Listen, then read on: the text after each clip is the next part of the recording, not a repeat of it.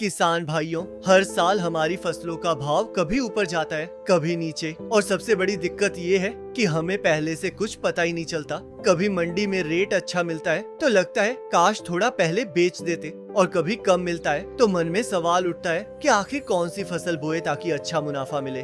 बहुत से किसान इसी कंफ्यूजन में रहते हैं, कौन सी फसल बोनी चाहिए, किस फसल का भाव बढ़ेगा और किससे ज्यादा फायदा मिलेगा। दोस्तों, सच ये है कि अब खेती अंदाजे से नहीं, प्लान से करनी पड़ती है। और आज की इस वीडियो में मैं आपको आसान भाषा में बताऊंगा कि फसल चुनते समय कौन कौन सी बातें ध्यान में रखना जरूरी है।